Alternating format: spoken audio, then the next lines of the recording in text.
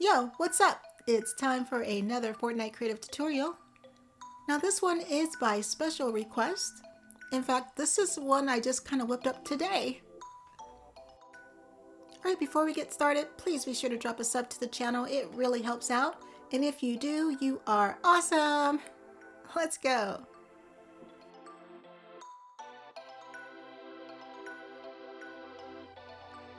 Alright, so this tutorial today was made because of Jalz in the Directing Pete Discord. If you're not a part of the Discord, be sure to join. The link will be posted below. Be sure to check it out. It would be great to have you. Now the issue was he was trying to make a game in which when he eliminates a player, he's eliminated as well and he's transported. So I'll go ahead and read here what he placed. He said, I made my respawn type wave. And I think he means that he made his respawn type the wave mode, but when he eliminates someone, only the person who is eliminated respawns. I just want it so that when I eliminate my friend, it eliminates both of us. So really interesting game mode there. I really think that's really cool. I'm gonna go ahead and show you how to do this in a few easy steps. All right, thank you for your patience. This is what we're going to be setting up today. It looks mighty complicated, but let me go ahead and break it down here for you. All right, to do this, these are the devices you're going to need. You're going to need a class device, a tracker, a checkpoint pad, health device, teleporters, a player spawn pad, an alkylate if you want, and a mutator zone. You can also include some player team inventory pads. You see that set up as well already. Again, that is optional. All right, let's go through the steps. So when the game starts, the players will choose a team, then they are teleported to the game area and are assigned a tracker. When they are transported, they are also assigned to a player checkpoint. Number 2, when a player is eliminated, it completes their tracker and sends a signal to the health device to eliminate them, which will cause them to respawn at the player checkpoint pad. Number 3, the tracker is reset and players can go back into the game to repeat the process. You know, very simple 3-step process, but it definitely looks like a lot, all right? You can also reduce this process by using an elimination manager, by eliminating trackers altogether. If you want to do that, what you're going to do here is after the players choose a team, they'll be assigned to an elimination manager. When the players are eliminated, send the signal to the health device to eliminate them, and they'll respawn at the checkpoint. All right, so let me go ahead and show you how to set it up with these first 3 steps first.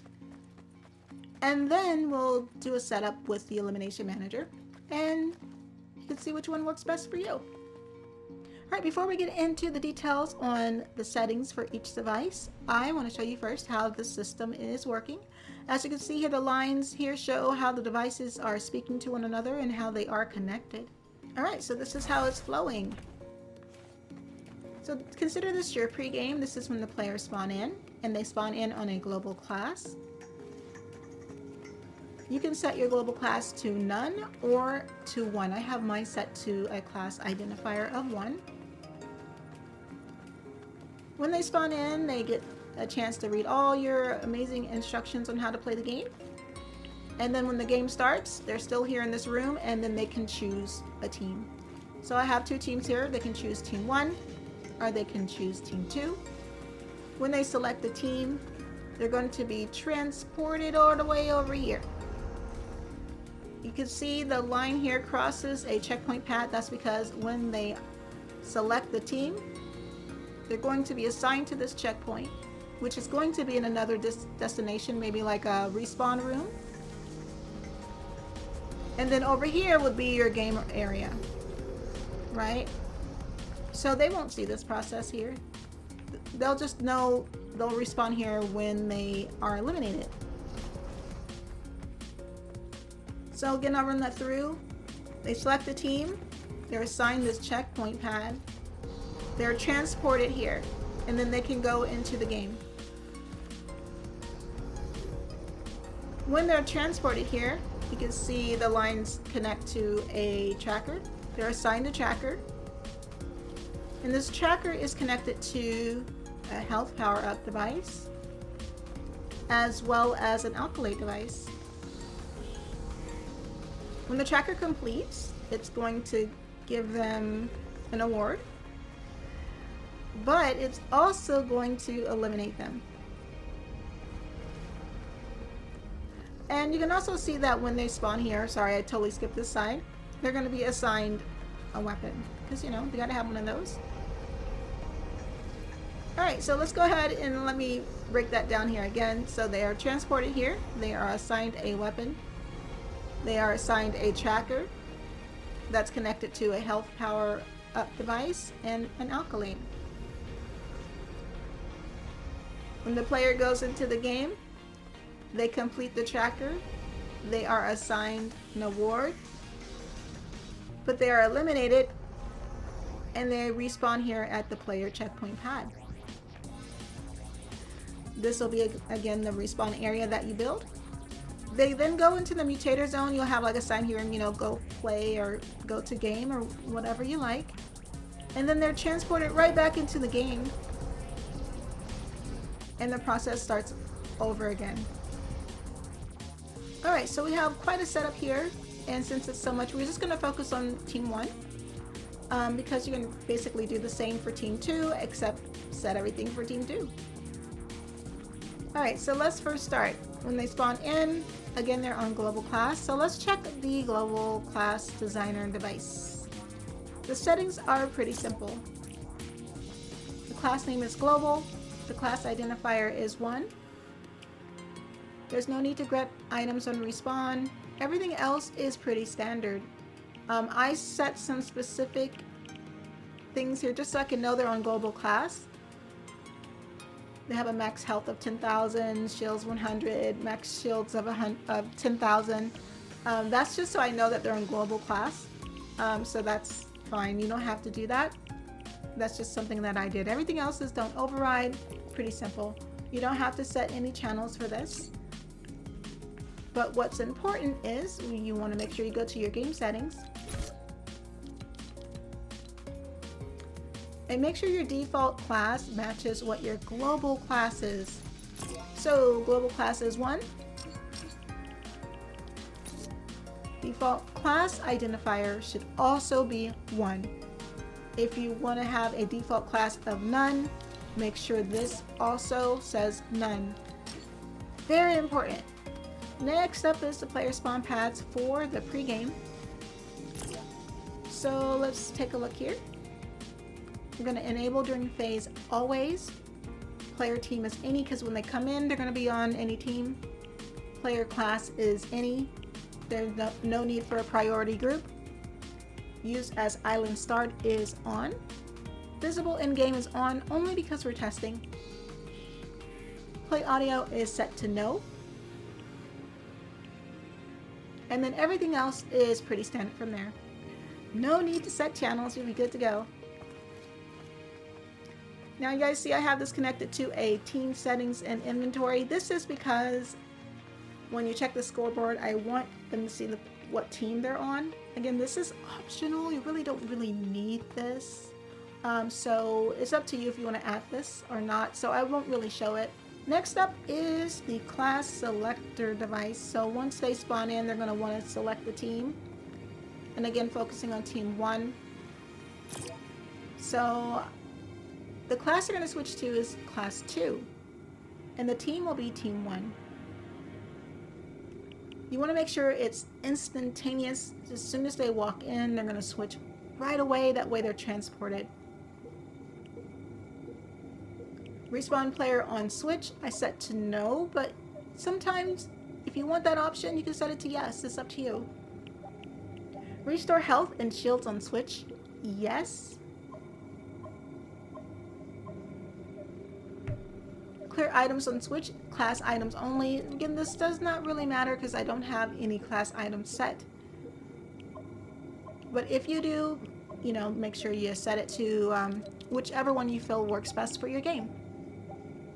Choose whatever color you want, and I have it set to gameplay only.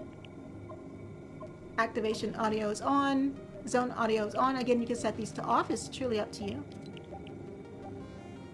And so on. Let's take a look at the channels. So the only channels that I have set is when class switch, transmit on 1, and when team switch, transmit on 1.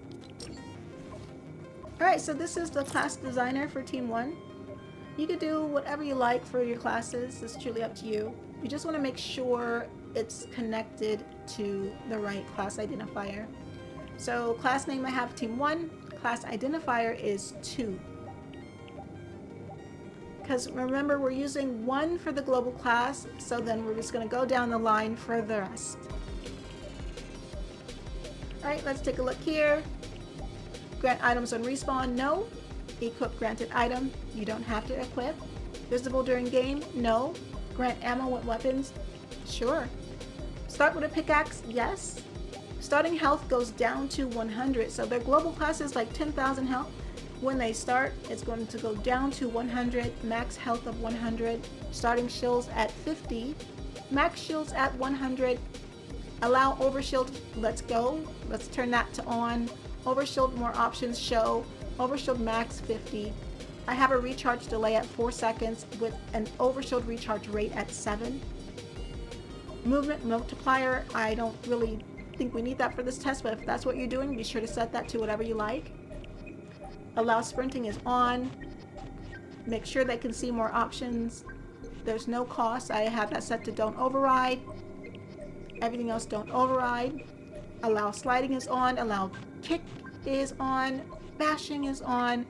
Instant reload is on. Again, that's your personal choice depending on your game. Infinite ammo is on.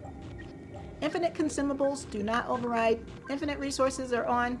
Eliminated player items keep. So this is really important, because when they're eliminated, you don't want them to drop their items, so make sure you set this to keep. The resources, you want to make sure they also keep as well. Fall damage, up to you. Gravity, up to you. Jump fatigue is up to you. Mantling, I set to on. Again, all the rest of the selections are up to you. And that is if you are using classes. Alright, so let's see. From there, we have the player checkpoint pad. And we're enabled during phase all, activating team any. Visible during game is on. Again, this is for testing only.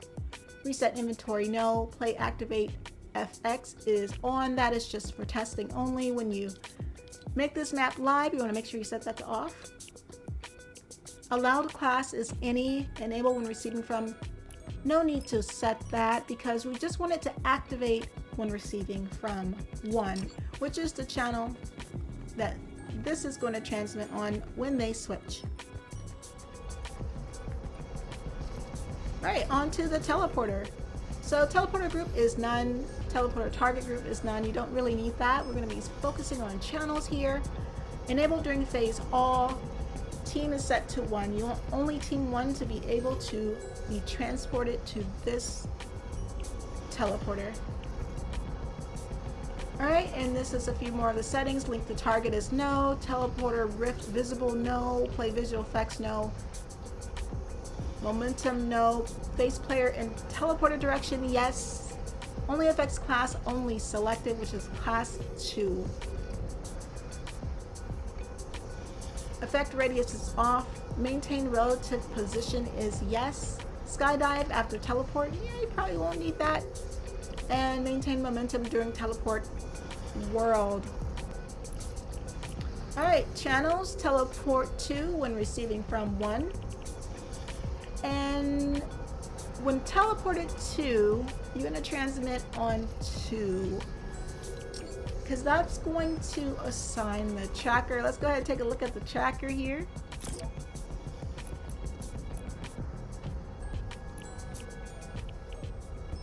Alright, so tracker stat to track is eliminations.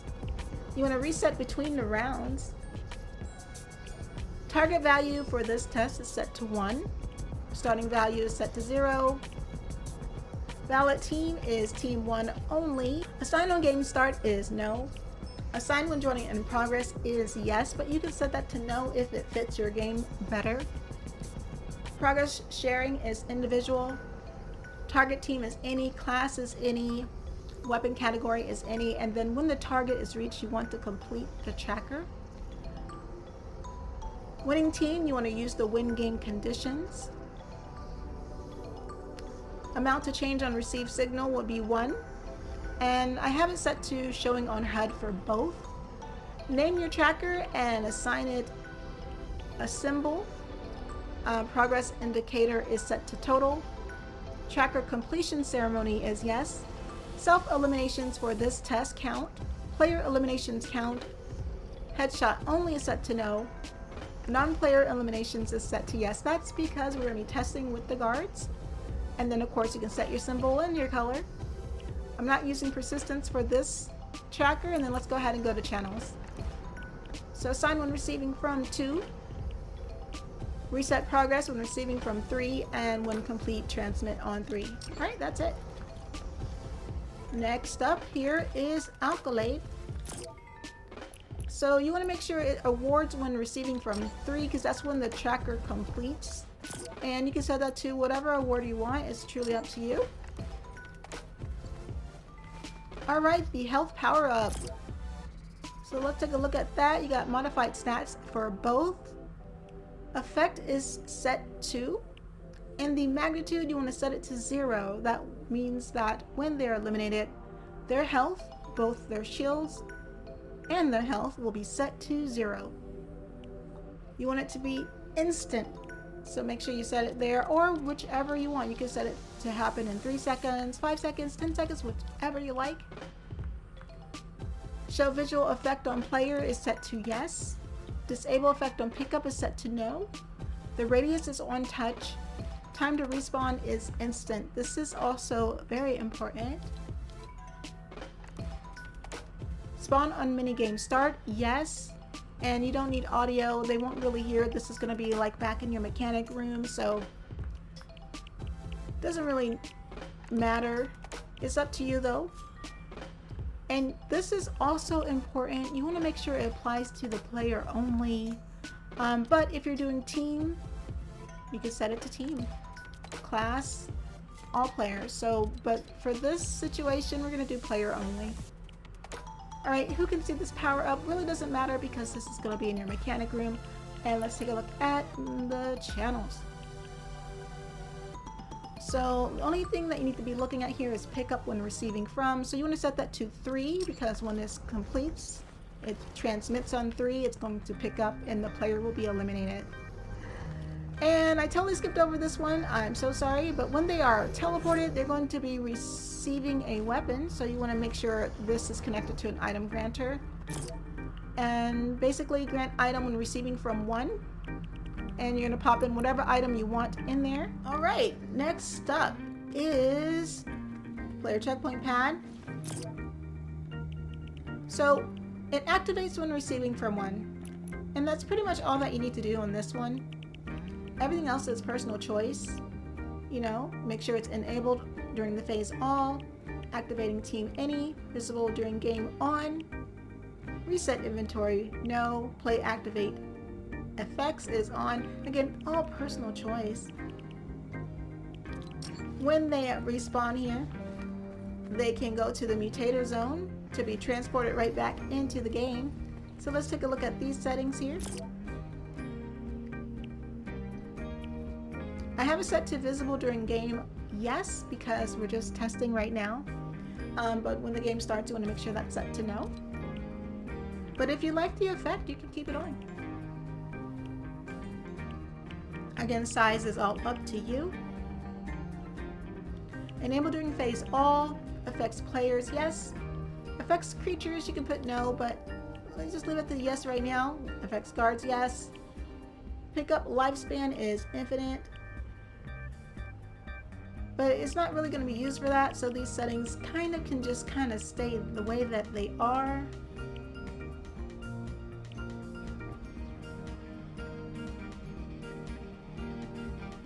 And just going through them here for you. Let's take a look at the channels. This is the important thing here. So you want to make sure when the player is entering the zone, it's going to be transmitted on 4.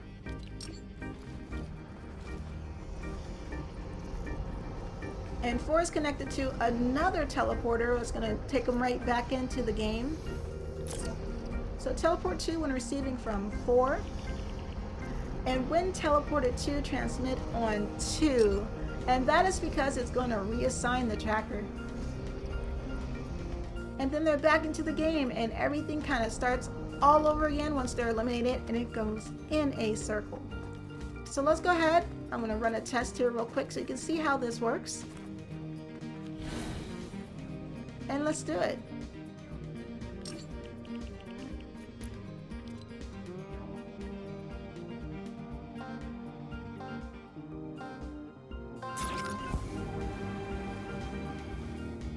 Alright, you see players spawn here and it's time for them to choose a team. I have my weapon and I'm going to assign a tracker. As soon as I eliminate a player, I'm eliminated as well, and I am transported right back to the holding area. And if I want to play, I'm just going to go right back in.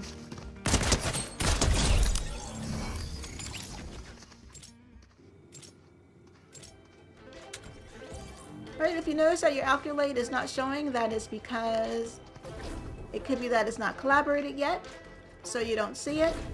You can set it to award when receiving from when running tests.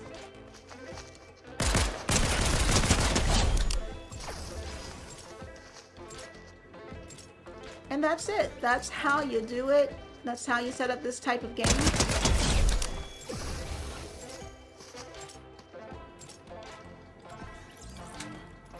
Let's go ahead and look at the alternate way to do it with the Elimination Manager.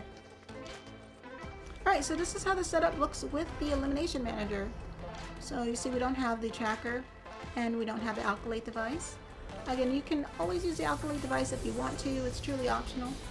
But basically when the players are transported here, they're going to be assigned the Elimination Manager. And when they die, they're going to be, of course, eliminated themselves. And the cycle will continue to go on. So let me go ahead and show you the settings. Alright, let's check it out. So we got enable that game start set to yes. Number of items dropped. So this is only if you actually have items assigned to the device. Since we do not, you don't have to really worry about this. So let's leave it set to all. Valid on self-elimination, I have it set to yes. Target type is player only. But let's go ahead and set it to all types because we're running a test with guards. Everything else can be left the same. This is activating team is team 1.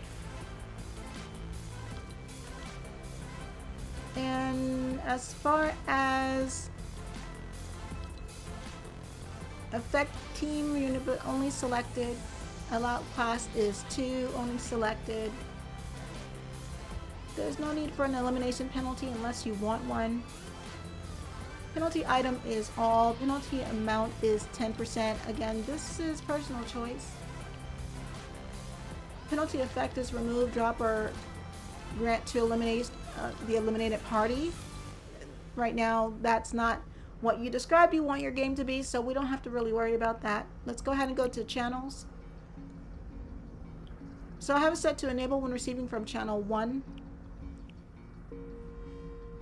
When eliminated, on transmit on 3, on elimination transmit on 3, and that is because on channel 3 they're going to pick up the health power-up device, which will eliminate them, which is also set to receive from channel 3. So let's go ahead and run a test and see how this goes.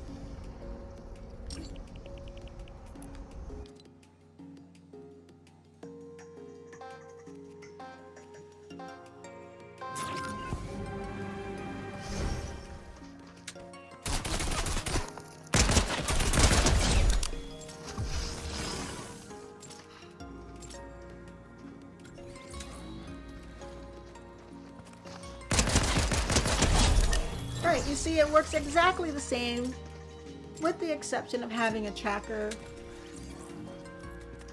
I do think having a tracker adds to the player experience, but it's truly up to you and how you want your game to be. Perhaps you have, when they respawn back into the game here, they have a way to see their eliminations, you know, by way of player reference device or something like that.